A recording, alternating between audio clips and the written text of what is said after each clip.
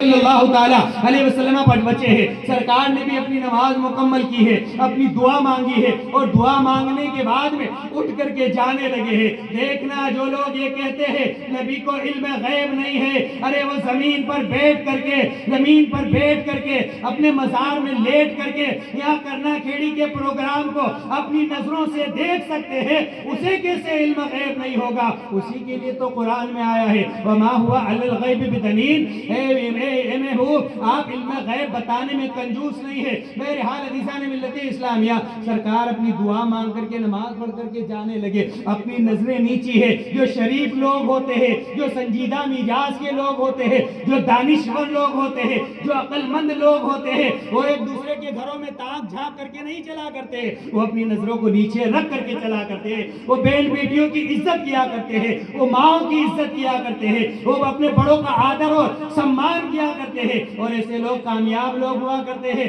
تبھی تو ایسے لوگوں کو کوئی گاؤں کا پٹیل کہا کرتے ہیں, کسی کو گاؤں کا چودھری کہا جاتا ہے, کسی کو گاؤں کا وزیر کہا جاتا ہے. کیوں کہا جاتا ہے؟ کہ جو دوسرے کو عزت دیتا ہے زمانہ اسے عزت دیتا نظر آتا ہے.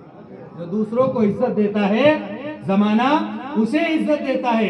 آقا کریم صلی اللہ علیہ وسلم دعا مانگ کر کے اپنی نظریں نیچے کر کے سیدھے اپنی بیوی حضرت عائشہ کے کمرے کی طرف چلے جا رہے. اب یہ نوجوان بچہ جو تھا نا, یہ جلدی سے اٹھا اور اٹھ کر کے دھیمے دھیمے قدموں سے پیچھے پیچھے چلا جا رہا ہے. اب اس میں ہمت نہیں ہو رہی ہے کہ میں کیسے بات کروں, اپنی گفتگو کا آغاز کیسے کروں, اپنی بات چیت کی شروعات کیسے کروں. اور جیسے ہی آگے بڑھتا چلا جا رہا ہے, سوچتا چلا جا رہا ہے, سرکار اپنی زوجہ کے کمرے کے بالکل دروازے کے سامنے جیسے ہی پہنچے نا, تو قدموں کو روک دیا, نظریں جھکی ہوئی ہے.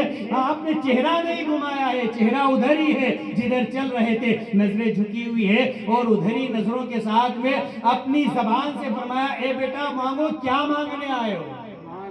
انہیں پتا تھا نا, تبھی تو انہوں نے کہا بیٹا مانگو, کیا مانگنے آئے ہو؟ بن مانگنے کے لیے تو نہیں تم اتنے لیٹ ہوئے ہو, کچھ نہ کچھ مانگنے آئے ہو. ہمت نہ ہوئی بچے کی مانگنے کی, ہمت نہ ہوئی بچے کی مانگنے کی. بولو بیٹا کیا لینے کے لیے آئے ہو؟ کچھ ہمت نہ ہوئی تو آگے سرکار نے کیا فرمایا, اے بیٹا اگر تمہاری اجازت ہو تو میں خود بتا دوں کہ تم کیا مانگنے آئے ہو.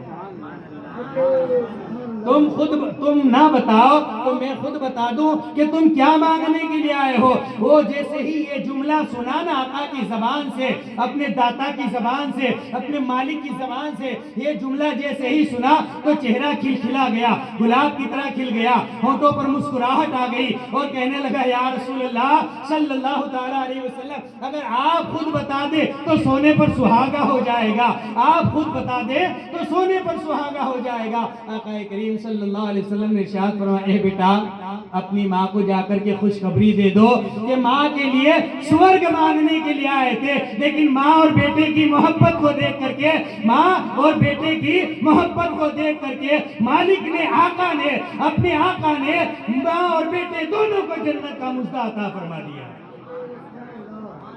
ماں اور بیٹے دونوں کو